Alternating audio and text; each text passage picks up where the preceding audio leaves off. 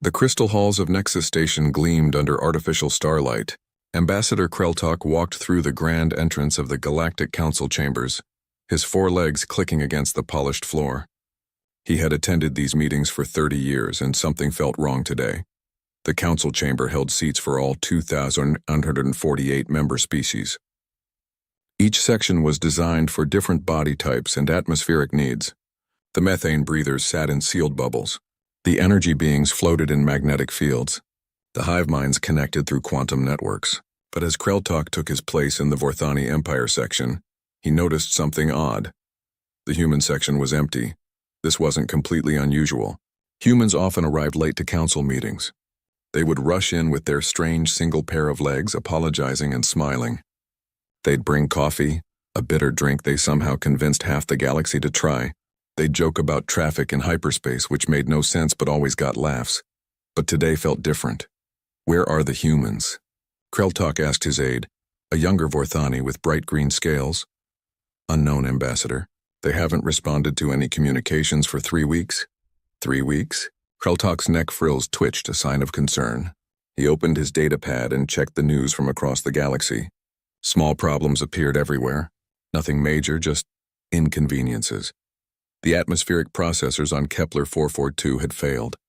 Human technicians usually maintained them. The quantum computers in the Etherean markets were running slower than usual. Human programmers normally optimized them. The Kazath Military Academy reported that several classes had been canceled. Human instructors taught advanced tactics there. Council Administrator Velchin called the session to order. She was a Stealthily, tall and thin with skin that changed colors based on her mood. Today she was a calm blue. "Welcome, representatives," she said through the translation matrix. "We have several items to discuss regarding trade route taxation and border disputes." "Administrator," Kreltok interrupted, standing up. "Shouldn't we address the human absence?" Velchin's skin flickered to yellow, showing irritation. "The humans have not requested our attention. If they choose to miss sessions, that is their loss. But they're not just missing from here," Kreltok pressed. "They're missing from their posts across the galaxy. The humans are probably consolidating their colonies again," Velchin said. "They do this every few decades. Now about the trade routes." Kreltok sat down, but his mind wasn't on trade routes. He sent messages to his contacts in different sectors. The responses worried him more. The shipyard at Proxima Central reported that 12 human repair crews hadn't shown up for a month. Ships waited in long queues for maintenance. The synthesis libraries, which collected knowledge from all member species, showed increasing errors. Human librarians usually fixed these, cross-checking facts and updating entries. Most concerning was a message from the Outer Rim. 3 cargo ships had gone missing in hyperspace. The routes they traveled were mapped by human navigators, who somehow found paths through hyperspace that others couldn't see. Without them, ships were reverting to older, slower routes. Some were getting lost. The council meeting continued for hours. They discussed tax rates while Kreltok's datapad filled with troubling reports. The neutral medical stations, where beings from any species could get treatment, were operating on skeleton crews. Human doctors who had studied the biology of hundreds of species were gone. "Ambassador Kreltok, your vote on the tax proposal?" Velchin's voice cut through his thoughts. "I abstain," he said, distracted. After the meeting, Kreltok approached the Etherean representative, shimmering wind through stars. The Etherians were beings of pure energy, and this one flickered with anxiety. "Have you noticed the human absence?" Kreltok asked. "Our markets suffer," Shimmering Wind replied, their voice like electronic music. "Human traders always found the best deals, the fastest routes. Without them, efficiency drops by 30%. Have you tried contacting Earth? All messages return undelivered. The quantum relays say the addresses don't exist. This was impossible. Earth was humanity's capital, a planet of 8 billion humans. How could the addresses not exist?" Kreltok next found Marshal Kazath Ra, the military representative of the warrior Kazath. The marshal stood 3 meters tall, covered in battle scars and natural armor plating. "Marshal, have your human military advisors reported in?" Kazath Ra's 4 eyes narrowed. "No, for 2 months, nothing. Our strategic planning sessions are difficult without them. Humans saw patterns we couldn't. They taught us about guerrilla warfare and psychological operations. Without them, we rely on old tactics. Aren't you concerned?" Warriors do not show concern, Kazathra said, but his tail twitched, betraying worry. However, I am curious about their absence. Over the next days, Kreltok investigated further. He visited the Peace Corps headquarters, an organization founded by humans to mediate conflicts. The building was nearly empty. Of the 1,000 mediators usually present, only 40 remained, all non-human. They looked overwhelmed, trying to handle disputes across 50 sectors. We didn't realize, a Quellian mediator told him, her feathered head drooping with exhaustion. The humans handled so much. They mediated between species that couldn't even speak to each other. They found compromises where we saw only conflict. Now old grudges resurface. Border tensions increase. We can't keep up. Kreltok visited the Hyperspace Beacon Control Center next. These beacons, a human invention from 50 years ago, made faster than light travel safe for everyone. Before them, ships risked getting lost in hyperspace forever. The beacon network required constant adjustment as gravity fields shifted and stars moved. The control center was running on automatic systems. The Vorthani technician in charge looked stressed. The automated systems work for now, she explained. But humans designed these beacons. They understood hyperspace mathematics in ways we don't. Without their adjustments, beacons drift out of alignment. In 6 months, maybe a year, travel will become dangerous again. Can't we learn their methods? We tried. The math is strange. Humans saw patterns in chaos. They called it intuition. We call it impossible. Kreltok's investigation took him to the Cultural Exchange Center. Here, art and music from thousands of species mixed together. But the human section was closed, lights off. A Yelani curator, insect-like with multiple arms, approached him. Such a loss, the curator clicked sadly. Humans had such strange art. They made movies that made you feel emotions for fictional beings. They wrote novels that put you inside another mind. They created video games that let you live other lives. No other species did this quite like them. But surely their absence doesn't affect the center much. You'd be surprised. Humans were the universal audience. They appreciated art from every species. They found beauty in Kazath war songs, meaning in Etherian light patterns, humor in Vorthani scale poetry. They connected artists across species barriers. Without them, each species keeps to its own section. The exchange has stopped. That evening, Kreltok sat in his quarters looking at the data he'd collected. The pattern was clear. Humans hadn't just been members of the galactic community. They'd been the connective tissue. They translated not just languages but cultures. They found solutions others couldn't see. They did the small invisible work that kept civilization running. And now they were gone, but where? And why? Kreltok tried to contact Earth directly through his personal communicator. The most advanced technology the Vorthani Empire possessed. The signal bounced back immediately.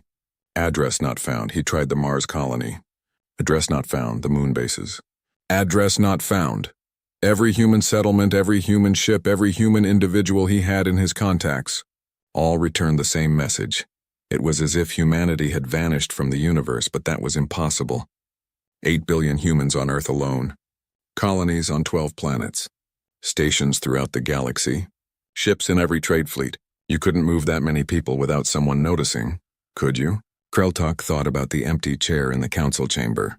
The human spot had been near the back, despite their large population. They'd never complained, just smiled and took their seats. They'd voted, proposed ideas, offered help. But when Kreltok tried to remember the last time the council had approved a human proposal, he couldn't. In 30 years, he couldn't remember a single human proposal that had passed. The thought chilled him more than the empty hyperspace beacons or the failing atmospheric processors. What did it mean when a species that contributed so much was ignored so completely? And what did it mean when they decided they'd had enough? Kreltok looked out his window at the stars. Somewhere out there, 8 billion humans had vanished without a trace. The galaxy continued spinning, meetings continued happening, life went on. But for how long? The first failures were already starting. Small things, inconveniences. But Kreltok had a feeling this was just the beginning. Humanity hadn't just left. They'd pulled something vital out of the galaxy's foundation, and nobody had noticed until the cracks started to show. 6 months had passed since anyone had seen a human. Ambassador Kreltok stood before the Galactic Council's emergency assembly, presenting his investigation findings. The chamber was fuller than usual. Even species that rarely attended were present, drawn by growing concerns. The situation is worse than we thought, Kreltok began, his forearms gesturing at the holographic display. Humanity's absence affects every sector of our civilization. Administrator Velchin's skin had turned a permanent gray color over the past months, a sign of deep stress in her species. Ambassador, surely you exaggerate. One species cannot be that essential to our union of thousands. Let me show you the data, Kreltok said. The hologram displayed the synthesis libraries, the galaxy's greatest collection of knowledge. Red warning symbols covered entire sections. The libraries are failing, Kreltok explained. These repositories contain information from 10,000 member species, past and present. But we've discovered something.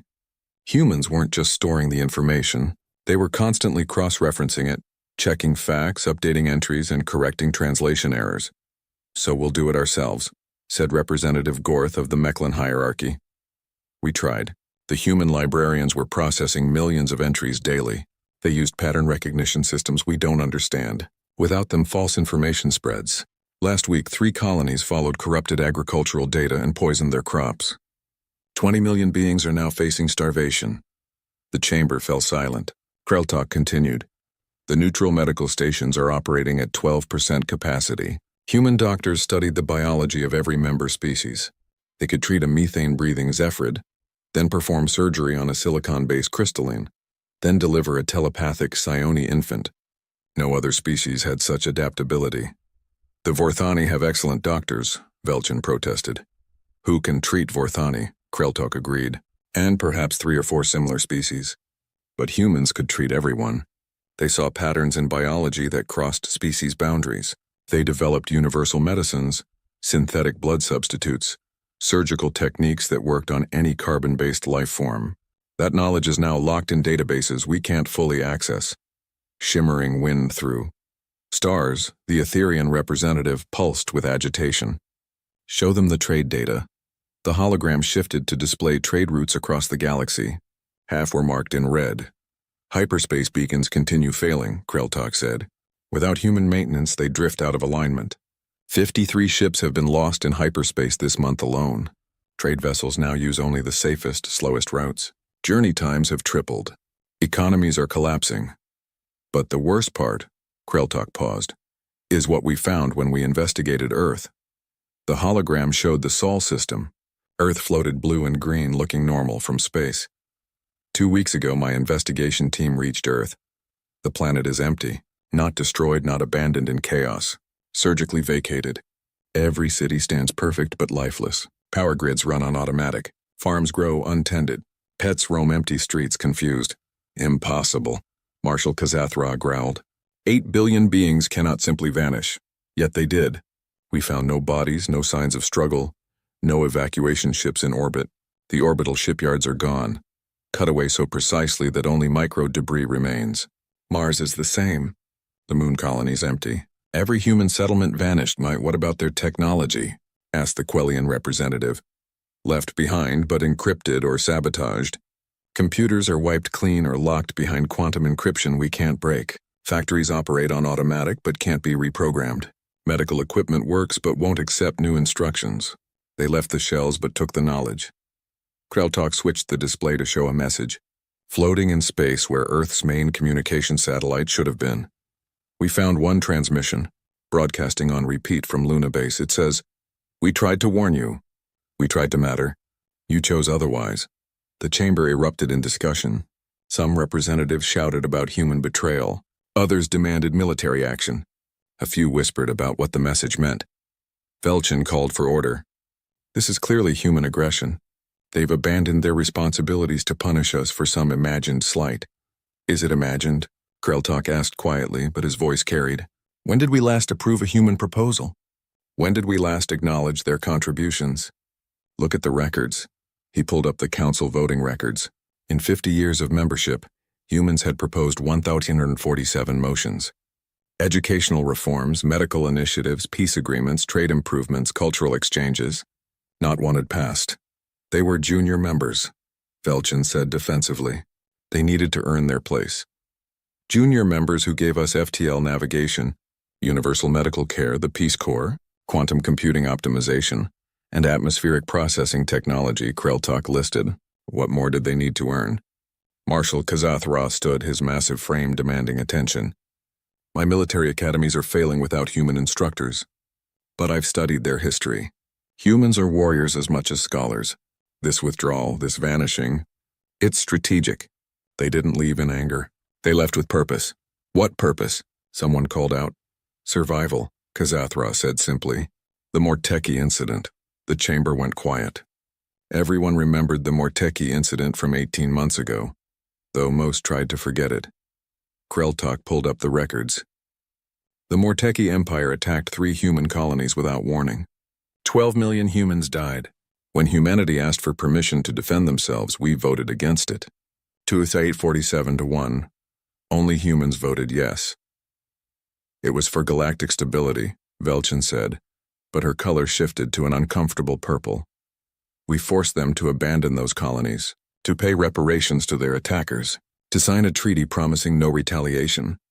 Kreltok's neck frills stood straight with anger. 12 million dead, and we told them to accept it quietly. The Morteki threatened wider war, someone said. The Morteki had 40 ships. Humans had 400. We chose the aggressor because they were louder, more established. We sacrificed human lives for our comfort. The investigation team's findings continued. They'd discovered supply caches hidden throughout human space, prepared years in advance. Secret shipyards in asteroid fields building vessels of unknown design. Quantum computers running calculations for a decade planning something massive. They didn't decide to leave suddenly, Kreltok explained. They planned this for at least 10 years. Maybe more. While they smiled at us, helped us, saved us, they were planning their escape. Escape from what? Velchin demanded. From us. The evidence was overwhelming. Humans had trained replacements for their positions but only gave them surface knowledge. They'd automated critical systems but built in failure dates.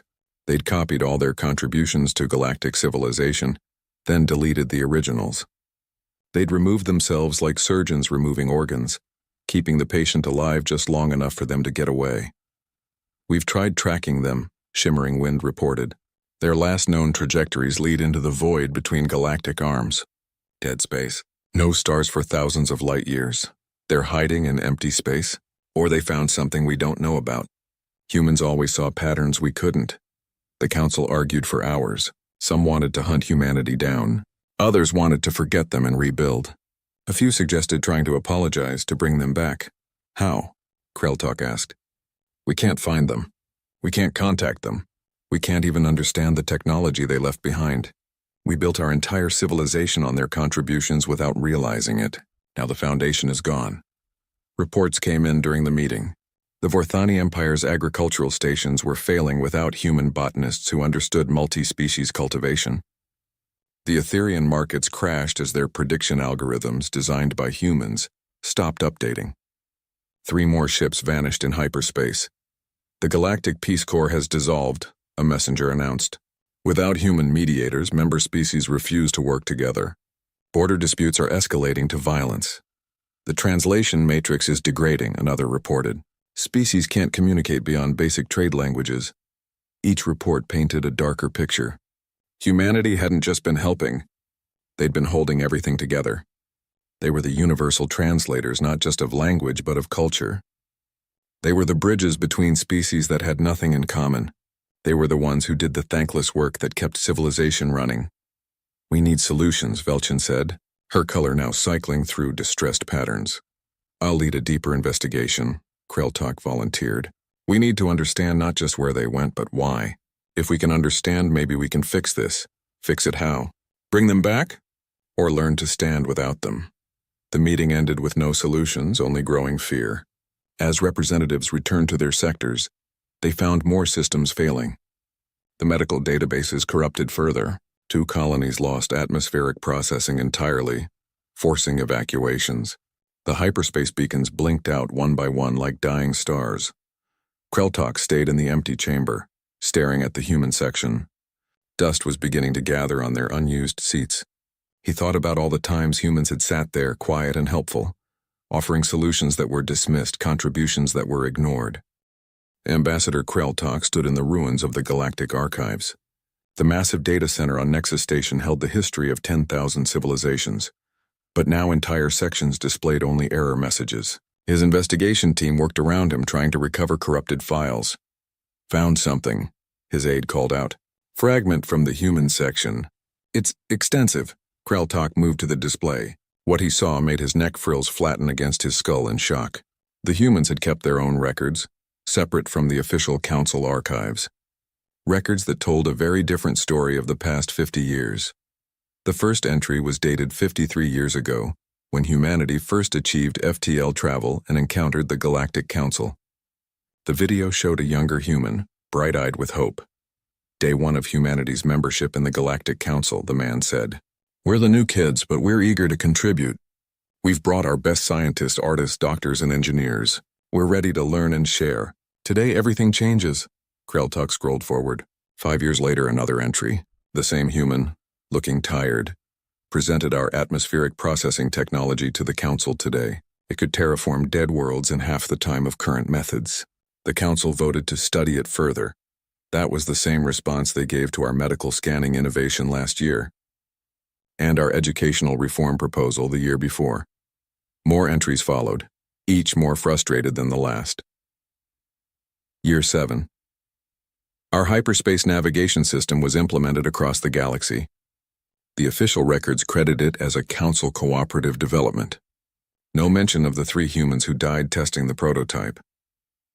Year 12. The Peace Corps we founded now operates on every member world. The Council renamed it the Galactic Mediation Service and removed human symbols from the uniforms. We're not even listed as founding members in the new documentation. Year 15. Jennifer Martinez died today. She spent 10 years developing a cure for the Xerxes plague, saved 40 billion lives across 16 species. The memorial ceremony thanked the Council Medical Division for their swift action. Her name wasn't mentioned once. Kreltok's aide was shaking. Ambassador, this can't be true. Keep reading, Kreltok said grimly. Year 20. We've petitioned for a single human to be appointed to the Council Leadership Board. We're told we need more experience. The Morteki Empire joined the Council 5 years after us. They have 2 board members. Year 25. Human traders mapped 17 new hyperspace routes this year. The charts are now labeled Council Standard Routes. Our children learn in school that aliens discovered these paths. The entries became darker. Year 30. Humanity supplies 60% of the Peace Corps mediators, 40% of the medical staff, 70% of the hyperspace navigators, and 30% of all technical innovation. We hold 0% of leadership positions. We receive 2% of resource allocation. When we protest, we're called ungrateful newcomers. Year 35. The Vorthani Empire claimed our colony on Kepler 442b violated their territory. We've been there for 15 years. They noticed it last month. The Council sided with them. We evacuated 17 million humans. No compensation. Year 40. They use our technology but call it primitive. They need our doctors but call human medicine backwards. They rely on our navigation but say we're reckless. They take our contributions and erase our names. How long can this continue? Then Kreltok found the entry he'd been dreading. 18 months ago. The Morteki incident. The video was different. Not a single human speaking to a camera, but security footage from a human colony. Children playing in a park. Families having dinner. Scientists working in labs. Then the Morteki ships appeared. The attack was brutal. Plasma bombs fell like rain. Cities vaporized. The human defense fleet. Outnumbered but fighting desperately, buying time for evacuation ships. Most didn't make it. 12 million dead in 3 hours. The next clip showed the council chamber. A human representative, tears streaming down her face, begging for permission to respond. They attacked without warning, without provocation. 12 million humans are dead. We're not asking for war. We're asking for justice. Let us defend our remaining colonies. The council's response was recorded too. Administrator Velchin, her skin a dismissive yellow. The Morteki Empire has explained this as a territorial dispute. Escalation would threaten galactic stability. Humanity will withdraw from the disputed systems and pay reparations for the Morteki ships damaged in the incident. Reparations? The human had gasped. They murdered 12 million of us. The vote has been called. 847 against. 1-4. The human representative had stood silent for a long moment. Then she'd said something that chilled Kreltok. You've made your position clear. We understand now. We're not members of this council. We're servants. Resources to be exploited. And servants can choose to leave, Velchen had laughed. Leave? Where would you go? You need us, the human had smiled sadly. No, you need us. You just don't know it yet. That was the last time a human had spoken in the council chamber. Kreltok found more files. Secret recordings of human meetings after the Morteki incident. Operation Exodus is approved, a human admiral said to a room of leaders. We leave no one behind. We take nothing that isn't ours. But we take everything that is. The planning was meticulous. They'd built hidden shipyards and dead systems. They'd developed cloaking technology beyond anything the council knew. They'd created quantum evacuation protocols that could move entire populations in days. Phase 1. The recording continued. Copy all our contributions. Medical databases, navigation charts, technical specifications, cultural works. Everything we've given them. Phase 2. Train surface-level replacements. Give them just enough knowledge to maintain appearances for 6 months. Phase 3. Install automated systems with decay protocols. Everything keeps running for exactly long enough. Phase 4. Delete all original work. Encrypt all systems. Remove all traces. Phase 5. Vanish. Another file showed the human population being prepared. Town halls on every colony, every ship, every station. We're leaving, leaders told their people. All of us. Together. We're going where we'll be valued, where our children won't grow up as second-class citizens, where our contributions won't be erased. But where? People asked. We found something. In the void between galactic arms. Something the Council's sensors can't detect. Something wonderful. The Exodus itself was barely documented. Just fragments. Massive ships, larger than anything the Council knew humans possessed, emerging from hidden shipyards. Entire cities being lifted into orbit in energy bubbles. Population after population vanishing in coordinated precision. They'd moved 8 billion people from Earth in 72 hours. Kreltok found a technical file about the navigation beacons. His translator struggled with the mathematics, but the conclusion was clear. Humans hadn't just maintained the beacons. They'd been constantly compensating for a fundamental flaw in the design. Without their adjustments, the entire network would fail within a year. They knew, his aide whispered. They knew everything would collapse without them. They counted on it, Kreltok corrected. More files revealed the depth of humanity's integration. They hadn't just contributed technology. They'd been the connective tissue between species. A memo showed how human diplomats had prevented 43 wars through quiet mediation.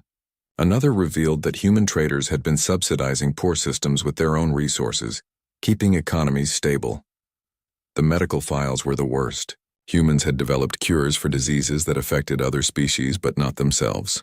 They'd spent resources and lives researching alien biology with no benefit to humanity. They'd created universal treatment protocols that only they fully understood. Why? Kreltok's aide asked.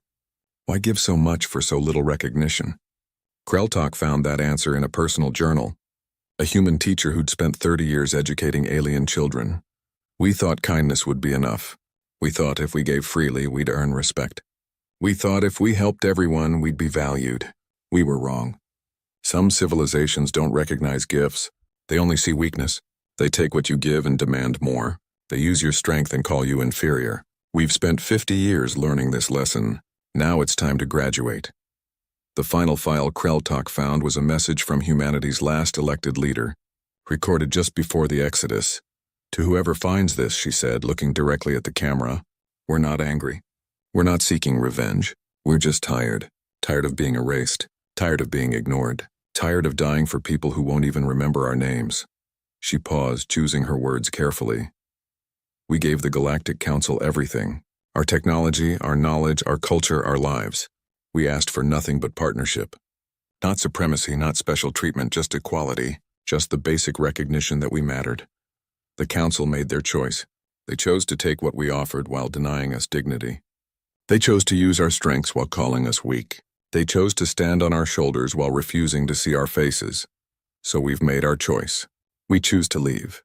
We choose to find or build something better. We choose to go where we're valued, even if we have to create that place ourselves. We've left you with everything you need to survive without us. 1 year had passed since the last human vanished. Ambassador Kreltok stood on the observation deck of Nexus Station, watching the Vorthani and Etherian fleets exchange fire. The two species had been allies for 300 years. Now they were killing each other over mining rights that human mediators had once managed quietly. The war had started small, a dispute over an asteroid field. Without human negotiators who understood both cultures, misunderstandings escalated. Words became threats. Threats became shots. Now 2 of the Council's most powerful members were destroying each other. Ambassador, his aide rushed in, scales pale with fear. The Kazath homeworld has fallen to rebellion. What? Kreltok turned sharply. Without human military advisors, they returned to old brutal tactics. Their colonies revolted. The Empire is eating itself alive. Kreltok wasn't surprised anymore. Each day brought new disasters. The Galactic Council was dying, piece by piece, system by system. He walked through Nexus Station toward the Council chambers. Half the lights were out. Without human technicians who understood the strange mix of technologies from different species, maintenance had become impossible. The station's atmosphere was slowly leaking.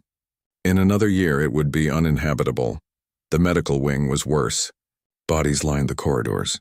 A plague had spread through 12 sectors, something that human doctors would have cured in days. Without their medical databases, without their understanding of cross-species infection, millions were dying. "Help us," Aquelian begged, grabbing Kreltok's arm with a fever-hot grip. "Please." "I'm not a doctor," Kreltok said helplessly. "Then find one. Find the humans. They're gone." "Then we're dead." It was the same everywhere. The translation matrices had failed completely last month. Species now communicated through broken pidgin languages, barely understanding each other. The synthesis libraries were completely corrupted, filled with false information and dead links. Students across the galaxy were learning incorrect facts, building faulty technology, making fatal errors. The Council chamber itself reflected the decay. Of 2,048 member species, only 400 attended the emergency session. The rest were dealing with internal crises or couldn't travel safely or had simply given up. Administrator Velchin looked like death. Her species changed color with emotion, but she'd been stuck on black for months, the color of despair. "We need solutions," she said weakly to the nearly empty chamber. "What solutions?" Representative Gorth of the Mechlin hierarchy laughed bitterly. "We can't even talk to each other properly. Half my colonies have declared independence because our military can't coordinate without human communication systems. The hyperspace beacons are almost gone," Shimmering Wind reported. The Etherian's energy form was dim, weak. Only 12% remain functional. Ships are trapped in systems afraid to jump. Trade has stopped. Worlds are starving. Can't we fix them? Someone asked. "We've tried," Kreltok answered. "We've had our best scientists study human technology for a year. It's like trying to understand magic. They saw patterns we can't see, made connections we can't make. Their minds worked differently." Marshal Kazath Ra, one of the few military leaders whose people hadn't revolted, stood heavily. Battle scars covered his armor, fresh ones from fighting his own kind. "My people are returning to the old ways," he said. "Without human strategic doctrine, we've become what we were before. Brutal, primitive. We're eating ourselves alive." "At least you're fighting," said the Psione representative, a telepathic species that looked like floating jellyfish. "My people are going insane. Human minds were like anchors. They couldn't be read telepathically, which gave us relief from the constant mental noise. Without them, we're drowning in each other's thoughts." Every species had similar stories. The Crystalline Union discovered their cities were cracking. Human engineers had been constantly adjusting resonance frequencies to prevent shattering. The Methane Alliance's atmospheric processors were failing. Humans had somehow intuited the perfect gas mixtures. The digital collective's networks were corrupting. Human programmers had been fixing errors faster than they spread. "We need to find them," Velchin said desperately. "Apologize. Beg them to return." "How?" Kreltok asked. "Every trail leads to the void. Empty space between galactic arms. No stars for thousands of light years. Our ships can't make that journey." "Human ships could," Marshal Kazath Ra said quietly. "They showed me once. Their hyperspace navigation was different. They could jump further, see routes we couldn't. They could cross the void." "Then we're trapped," someone said. They left us in a cage we can't escape. The meeting devolved into arguments. Some blamed humanity for abandoning them. Others blamed the council for driving them away. A few suggested military action if humans were ever found. Most just wanted to survive another day. We should surrender, a small voice said. Everyone turned. It was the youngest council member, a newly spacefaring species called the Yenti. They'd only achieved FTL travel 2 years ago, after humanity had already begun leaving. Surrender to whom? Velchin asked. To the truth. We built our entire civilization on a foundation we didn't acknowledge. We stood on shoulders we refused to see. Now those shoulders are gone and we're falling. We can keep falling or we can admit what we did wrong. What good would that do? Gorth snarled. Maybe none. But humans left that message. We tried to matter. Maybe they're watching. Maybe they're waiting to see if we learned anything. Waiting where? Velchin demanded. They're gone! Are they? The Yenti asked. Or are they just ignoring us the way we ignored them? The idea was both hopeful and horrifying. That humanity might be out there, watching the council collapse, waiting for some sign of understanding. Kreltok thought about it as he returned to his quarters. The station shuddered, another system failing. Outside his window, he could see the debris of destroyed ships from the Vorthani-Etherian War. In the distance, a hyperspace beacon flickered and died. His datapad showed the daily disaster report. 17 colonies without atmosphere, 43 worlds facing starvation, 90 species in active conflict, 300 plague outbreaks, 500 ships lost in hyperspace, and it was accelerating. The Galactic Council had always claimed to be the pinnacle of civilization. Thousands of species working together in harmony, the greatest alliance in galactic history. But now Kreltok understood the truth. They hadn't been working together. They'd been held together by countless humans doing thankless jobs, solving problems others didn't see, building bridges others didn't know existed. The Council had been like a body, with each species an organ. They'd thought humans were just another organ, maybe the appendix, small, unimportant, removable. But humans had been the blood, circulating everywhere, carrying nutrients, removing waste, fighting infection, enabling every other part to function. Now the blood was gone and the body was dying. Reports came in hourly. The Xerxes plague had returned, spreading through systems that human medicine had protected. The quantum computing networks were crashing, taking financial systems with them. Agricultural worlds were failing without human botanists who understood multi-species cultivation. Ambassador, his aide interrupted. Priority message. Kreltok activated his communicator. It was from a deep space monitoring station, one of the few still operational. We've detected something, the station operator said. In the void, where the humans went. What? Kreltok's frills stood straight. Energy signatures. Massive ones, like cities. Thousands of them. And they're growing. Humanity hadn't just disappeared. They were building something. Out there in the darkness between galaxies where the Council couldn't follow, couldn't interfere, couldn't take credit.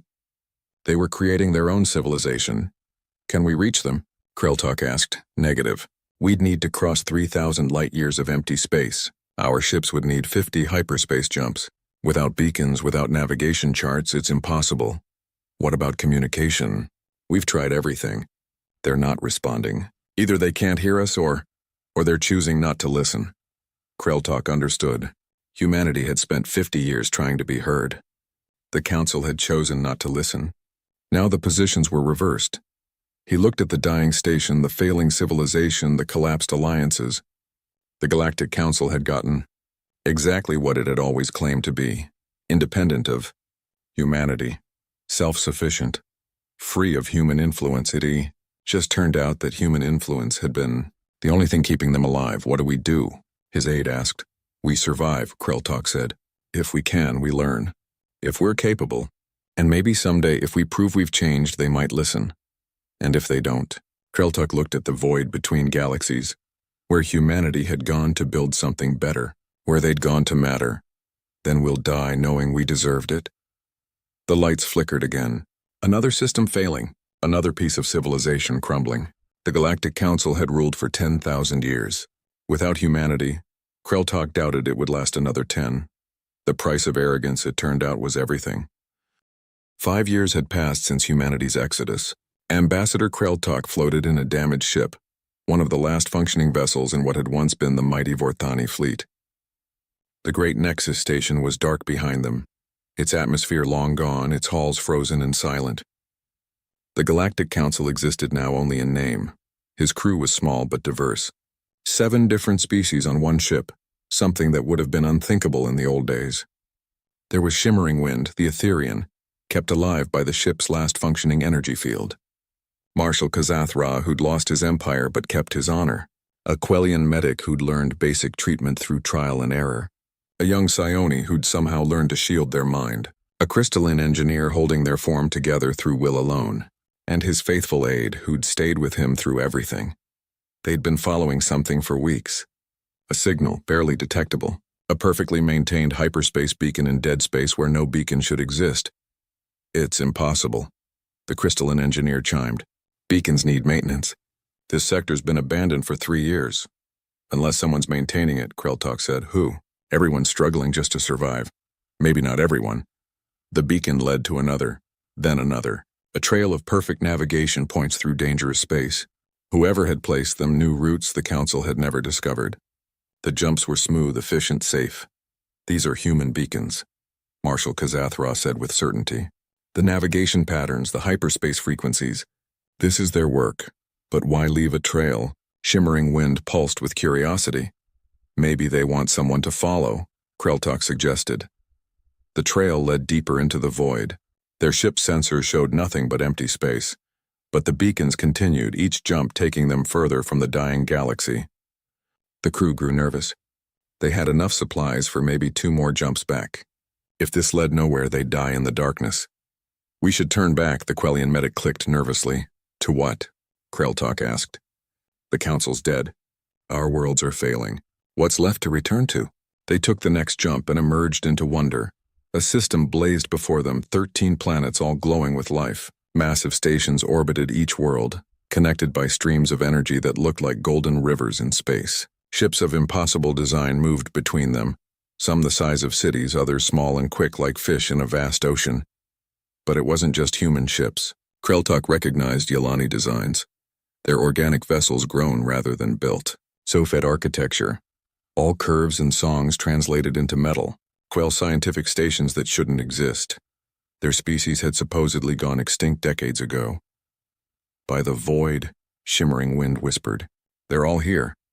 A communication came through crystal clear despite their damaged systems. The face that appeared was human. A woman with gray hair and kind eyes. Ambassador Kreltok, she said. We've been expecting you. How? We left the beacons for those wise enough to follow, humble enough to take the path. Your ship's been tracked since you found the first one. I'm Admiral Sarah Chen, you might remember me. Kreltok did. She'd been the human representative who'd begged the Council to respond to the Morteki attack. The one who'd been laughed at when she warned the Council that humanity might leave. You're all here, he said. All the humans. Not just humans, she corrected. Everyone who chose to build something better. The Yalani joined us 3 years ago. The Sophed before them. The Quell never went extinct, they just left before we did.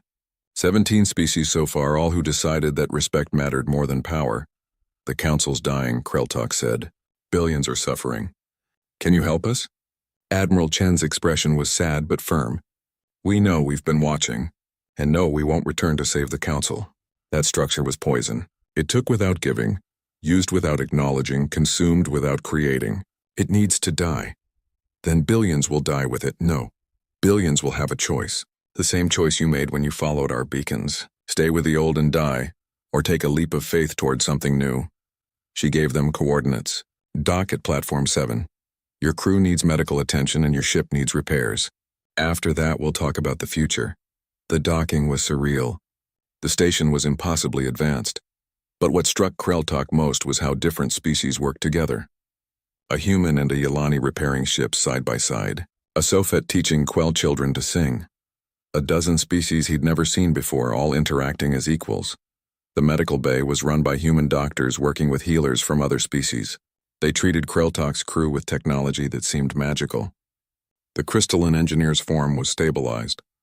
The Psione's mind was shielded. Shimmering Wind's energy was restored. How? The Quellian medic asked, watching her own injuries heal in minutes. Cooperation, the human doctor said simply. When you actually value everyone's contribution, when you combine different perspectives equally, you get innovation. The council never understood that. Admiral Chen met them in an observation lounge overlooking the system. Through the massive windows, they could see the impossible civilization humanity and their allies had built. 5 years, she said. In 5 years, we've accomplished more than the council did in centuries. Not because we're superior, but because we're equal. Every species here has a voice. Every contribution is acknowledged. Every life matters. The council could learn, Kreltok said desperately. If you returned, showed them this. No. Her voice was gentle but final. The council had 50 years to learn. We gave them every chance. Now it's time for something new. Then what happens to everyone else? That depends on them. She gestured to a display showing the dying galaxy. We've been leaving trails. Not just the beacons you followed, but others. Subtle hints for species ready to see them. Those who recognize the old way has failed, who want to build rather than rule, who can admit their mistakes and grow from them. Like us, you followed the beacons. You worked together despite being different species. You risked everything on hope rather than clinging to dying power. Yes, like you. Marshal Kazathra, who'd been silent, spoke up. My people were warriors. We thought strength meant domination. Humans taught us it meant protection. Without them, we forgot. We became monsters again. You can remember, Admiral Chen said. That's why the beacons led you here. Not to save your old civilization, but to help build a new one. She showed them the full scope of what they'd created. Cities that floated in space, drawing power from dark energy. Worlds terraformed in years instead of centuries. Medical technology that could cure anything. Educational systems that connected minds across species barriers. Art and culture that blended traditions into something entirely new. We call it the Echo Coalition, she explained. Because we're the echo of what the council could have been. Should have been.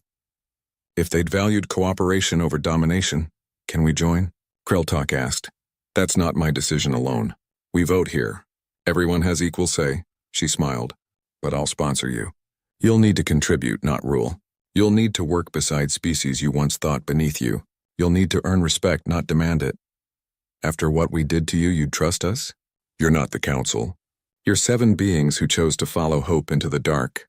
That's enough to start. Over the following days, Kreltok's crew integrated into the Echo Coalition. The crystalline engineer worked with humans on new resonance technologies. The Psione joined a multi-species telepathic network that was carefully shielded and consensual. The Quellian medic learned from humans while teaching them about her species. Unique healing methods. Kreltok himself worked with Admiral Chen on something more ambitious. We're going to send a message, she explained. To every surviving world in the old galaxy. Not an offer to save them, but an invitation to save themselves. What kind of invitation? The truth. About what happened. Why we left. What we've built. And how they can join us if they're willing to change. The message was simple. It showed the Echo Coalition's civilization. Then Admiral Chen spoke. 5 years ago, humanity left the Galactic Council. We didn't leave to punish you. We left to survive, to thrive, to build something based on equality instead of hierarchy, contribution instead of exploitation, respect instead of dominance. We're not coming back to save the old system. It was broken from the start. But for those ready to admit mistakes, to value others as equals, to contribute rather than control, we're here. Follow the beacons. They're hidden but findable for those who look with humble eyes. This isn't about humanity versus the galaxy. It's about the future versus the past. We chose the future. You can too. For those who wish to remain kings of dying worlds, we wish you well in the darkness you created. For those ready to be equals in something bright and growing, follow the lights we've left behind. The message went out on old human frequencies, hidden in background radiation that only those looking carefully would find. Within days, responses came. A small agricultural world, their leadership overthrown by farmers who wanted to survive. A scientific station whose researchers had always valued human input. Individual ships carrying refugees from collapsed empires. They all followed the beacons. They all made the choice. How many will come? Kreltok asked Admiral Chen as they watched another refugee ship dock.